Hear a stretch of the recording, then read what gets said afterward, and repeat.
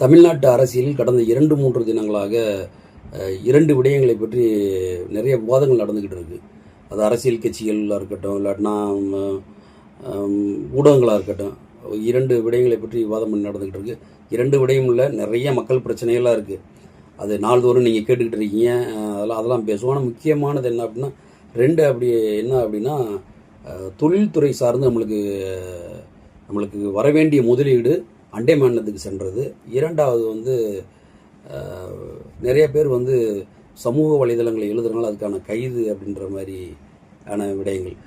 ஒன்று பார்த்தீங்க அப்படின்னா, முந்தைய திமுக அரசு ரொம்ப சிரமப்பட்டு பல வெளிநாடுகளில் இருக்கக்கூடிய மிகப்பெரிய தொழில் நிறுவனங்கள்லாம் இங்கே வரவழைச்சு, எங்கள் தமிழ்நாட்டில் நீங்கள் தொழில் தொடங்குனீங்கன்னா உங்களுக்கு பயனுள்ளதாக இருக்கும் அப்படின்னு சொல்லி, அதாவது உட்கட்டமைப்பு வசதிகள் மற்ற நாடுகளை விட இந்தியாவில், அது குறிப்பாக தமிழ்நாட்டில் உங்களுக்கு வசதி வாய்ப்பாக இருக்கும், நீங்கள் தொழில் தொடங்குங்க. அதன் மூலமாக நம்மளுடைய மாணவ மாணவிகளுக்கு நிறைய பேருக்கு வேலை வாய்ப்புகளும், தமிழ்நாட்டு அரசுக்கு மிகப்பெரிய பொருளாதாரத்தை கொண்டு சேர்க்கக்கூடிய ஒரு விடயமாக இருந்தது. அது மிகப்பெரிய மாநாடுகள் நடத்தி, அப்புறம் அதுக்கு புரிந்துணர்வு ஒப்பந்தம்லாம் பல நூற்றுக்கணக்கான நிறுவனங்களில், வெளிநாட்டு நிறுவனங்களில் தமிழ்நாடு அரசு ஒப்பந்தம் போட்டாங்க.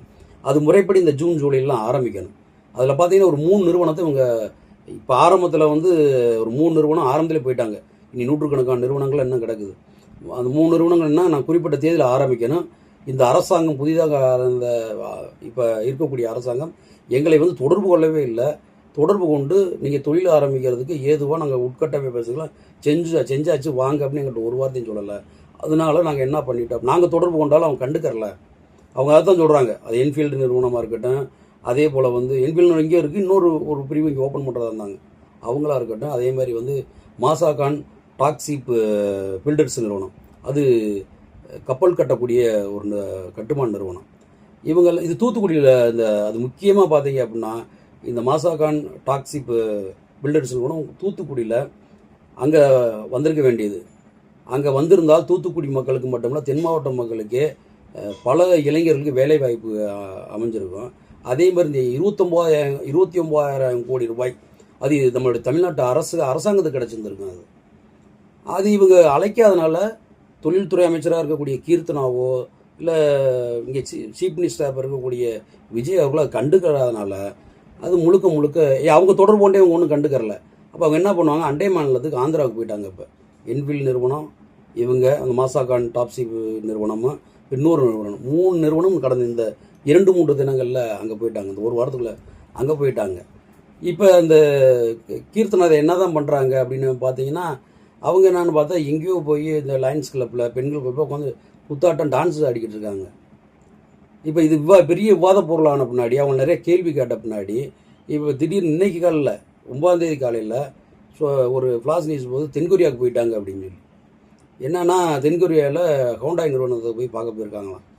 அதாவது ஒரு அமைச்சரோ ஒரு முதலமைச்சரோ பிரதமரோ 1 நாள் 2 நாளைக்கு முன்னால் பத்திரிகைகளில் நாங்கள் இங்கே கிளம்புறோம், சுற்றுப்பயணம் போகிறோம், என் துறை சார்ந்து போகிறோன்னு ஏதாவது வரணும், எதுவுமே இல்லை. அவங்க இப்போ நிறைய விமர்சனத்துக்கு உள்ளானோனையுமே இப்போ தென்கொரியா போகிறதா சொல்லியிருக்காங்க. அவங்க என்ன பண்ணிட்டு வர்றாங்கன்றதை நம்ம பின்னால் பார்ப்போம். அந்த 2வது சொன்னையும் பார்த்தீங்களா, நிறையா இந்த மாதிரி குறைகளை சுற்றி காமிச்சா, இந்த 20 நாள் 25 நாள் தான் பதவி ஏற்றிருக்கீங்க. நீங்கள் இந்த 25 நாள்லேயே பார்த்தீங்க அப்படின்னா உங்களை குறைகளை சுற்றி காமிக்கக்கூடாது. இப்போ இந்த தொழில்துறை சம்மந்தப்பட்ட விஷயங்களையும், அதேபோல் போதை மருந்து பழக்க வழக்கங்கள், இங்கே நிறைய போதை பழக்கங்கள் இப்போ இந்த கடந்த 20 நாள் நிறைய போதை கலாச்சாரம் உருவாகிருக்கு. அதே மாதிரி வெட்டு, கொலை, கற்பழிப்பு நிறைய நடந்துக்கிட்டு இருக்குன்றத மாரிதாஸ் அவர் பதிவு பண்ணுறாரு. அதுக்கு முன்னால் ஒரு யூடியூபர் பதிவு பண்ணி 2 பேர்த்தையும் இதுக்கு முதல்ல ஒன்று கைது பண்ணி உள்ளே போட்டிருக்காங்க. மாரிதாஸ் 8ஆம் தேதி இந்த விடயங்கள்லாம் சுட்டி காட்டின பின்னாடி தினமும் நித்தமும் கொலை, கொள்ளை, கற்பழிப்பு, அதில் பல பேர் அந்த தாவேகா தொண்டர்கள் தான் இருக்காங்கன்றது சுட்டி காட்டுறாரு. அதில் குறிப்பிட்டு பார்த்தீங்கன்னா 258 கோடி ரூபாய்க்கு போதைப் பொருள் ஒன்று இப்போ கடத்திருக்காங்க. கடல் வழியாகவும் ட்ரெயின் வழியாகவும் கடத்திருக்காங்க. அதில் யாரும் பார்த்தா ஜான் பிரிட்டன் ஒரு ஆள். இப்போ இது யாருன்னா ஆதவர்ஜனா குடும்பத்தை சேர்ந்தவர். இப்போ இவரை சுட்டி காட்டின பின்னாடி அவரை கைது பண்ணியிருக்காங்க. கேட்டால் பெண்களை பற்றி இழிவாக பேசினார், யார் அமைச்சர் கீர்த்தனா பற்றி இழிவாக பேசுனாருன்னு சொல்லியிருக்காங்க.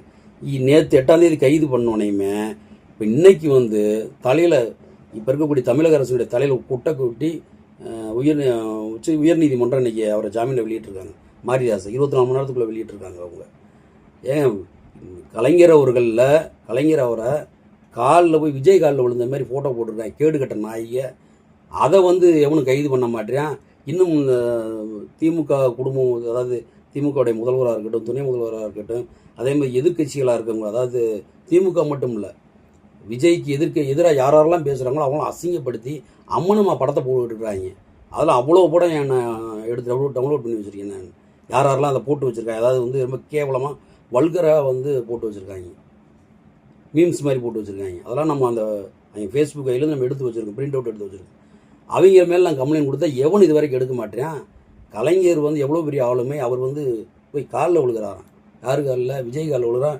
அந்த மாதிரியான படத்தை போட்டு உலா விட்டுக்கிட்டு இருக்காங்க. அதுக்கு எந்த கண்டனம் இல்லாமல், கொஞ்சம் கூட அருவறுப்பு இல்லாமல், நீங்கள் வந்து தொழில்துறையில் இங்கே தொடங்க வேண்டிய நம்முடைய முதலீடு அங்கே போயிடுச்சு அப்படின்னு ஒன்று. அதேமாதிரி கனிமொழி அவர்களாக இருக்கட்டும், ராஜாவாக இருக்கட்டும், அதே போல் இங்கே இருக்கக்கூடிய மற்ற தலைவர்களாக இருக்கட்டும், எல்லா தலைவர்களுமே கொச்சையாக, அதிமுக தலைவர்களாக இருக்கட்டும், எல்லா தலைவர்களையும் கொச்சையாக வந்து படம் போட்டுக்கிட்டு இருக்கான். அது யாருன்னா தவேகா விஜய் படத்தை போட்டு ஐடியை வச்சு போட்டுக்கிட்டு இருக்கான். பெண்களை, அவங்க வீட்டு பெண்களை அசிங்கமாக சித்தரித்து போட்டுக்கிட்டு இருக்காங்க. அவங்க மேலே எந்த ஒரு நடவடிக்கையும் இல்லை. ஆனால் நம்ம கேள்வி கேட்டதுக்கு யூடியூபரை கூப்பிட்டு உள்ளே போட்டால் சரியாக போயிருமா?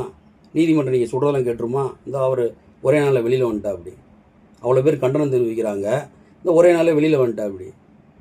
அப்போ எந்த அளவுக்கு நீங்கள் உங்களை வந்து குறை சொல்ல வேணும்னா, இந்த நாள் நீங்கள் இந்த பதவியேற்ற நாள்லேருந்து இன்ன வரைக்கும் எத்தனை நகரங்களில் கிராமங்களில் தொடர்ச்சியாக மின்வெட்டு நடந்துக்கிட்டு இருக்கு. அது கிண்டலாக சொல்கிறீங்க, யாரோ அந்த பீஸை பிடிக்கிட்டு போயிடுறாங்க. எவ்வளோ கேவலமாக இருக்குது. உங்களை பற்றி விமர்சனமே பண்ணக்கூடாது யாரும்.